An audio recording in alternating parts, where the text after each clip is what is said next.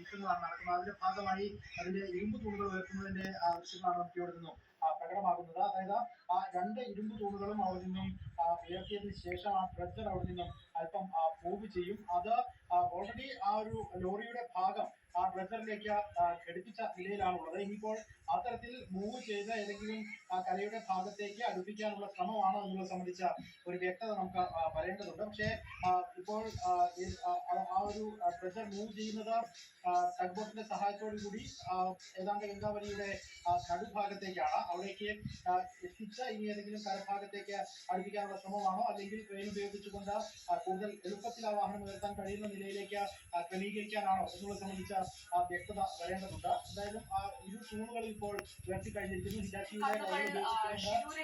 ഗംഗാവലി പുഴ അത് വലിയ പുഴയായി നമ്മുടെ മുന്നിലൂടെ ഇങ്ങനെ പരന്നൊഴുകുകയായിരുന്നു. ചില സമയങ്ങളിൽ വളരെ വിശാലമായി ഒഴുകുന്ന ഒരു പുഴയായിരുന്നു. ആ പുഴ പിന്നീട് മെലിഞ്ഞു. അപ്പോഴും അർജുനും ട്രക്കും ആ പുഴയുടെ ആഴങ്ങളിൽ 12 മീറ്റർ താഴെയായി അടിത്തട്ടിൽ പുതഞ്ഞു കിടക്കുകയായിരുന്നു അർജുന്റെ ട്രക്ക്. അന്ന് ഐബോട്രോൺ പരിശോധനയിൽ സിഗ്നൽ കിട്ടിയ അതേയിടത്തു നിന്ന് ആ ട്രക്കിൽ ഉയർന്നു വരുമ്പോൾ 71 ദിവസത്തെ ആഘാതമേറ്റ അർജുന്റെ മൃതദേഹമാണ് നമ്മുടെ മുന്നിലേക്ക് ഉയർന്നു പോകുന്നത്. മൃതദേഹം ഇപ്പോൾ ഡിങ്കി ബോട്ടിലേക്ക് മാറ്റിയിരിക്കുകയാണ്. ലോറിയുടെ ക്യാബിനിൽ കണ്ടെത്തിയ മൃതദേഹം അർജുന്റേതാണ് എന്നത് സ്ഥിരീകരിക്കുന്നതിനായുള്ള പരിശോധനകൾ ഇനി നടക്കേണ്ടതുണ്ട്. 71 ദിവസങ്ങൾക്കിപ്പുറം ലോറി വെള്ളത്തിന് മുകളിലേക്ക് ഉയർത്തിയെടുക്കാൻ സാധിക്കുന്നു. അത് ഇനി പൂർണ്ണമായി അവിടെ നിന്ന് എടുക്കേണ്ടതുണ്ടോ എന്ന കാര്യത്തിലൊക്കെ തീരുമാനം മനാഫാണ് എടുക്കേണ്ടത്. നേരത്തെ മനാഫ് പറഞ്ഞിരുന്നത് അർജുൻ എവിടെയാണ് എന്നുള്ളതിന് ഒരു ഉത്തരം കിട്ടിയാൽ മതി, മറ്റു കാര്യങ്ങളൊന്നും അതിലൊന്നും തനിക്കൊരു ബുദ്ധിമുട്ടുമില്ല എന്നതായിരുന്നു മനാഫ് പറഞ്ഞത്.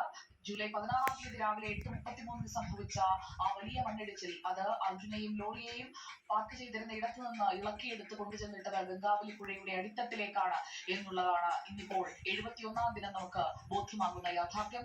ഇതുവരെ അർജുൻ എവിടെയാണ് എന്ന ചോദ്യമായിരുന്നെങ്കിൽ ഇന്നിപ്പോൾ അതിന്റെ ഉത്തരം അർജുന്റെ മൃതദേഹമായാണ് നമ്മുടെ മുന്നിലേക്ക് വന്ന് വരുന്നത്. ഗംഗാവലി പുഴയിൽ നിന്ന് ഇപ്പോൾ അർജുന്റെ ട്രക്ക് കണ്ടെത്തിയിരിക്കുന്നു. കോൺടാക്ട് പോയിന്റ് 2-ലാണ് ലോറിയുടെ ക്യാബിൻ ഇപ്പോൾ കണ്ടെത്തിയിരിക്കുന്നത്. ട്രക്ക് ഉയർത്തിയെടുക്കുന്ന ദൃശ്യങ്ങൾ പ്രേക്ഷകർക്ക് കാണാം. മൃതദേഹം ഭാഗം അതിൽ നിന്ന് പുറത്തെടുത്തു കഴിഞ്ഞു.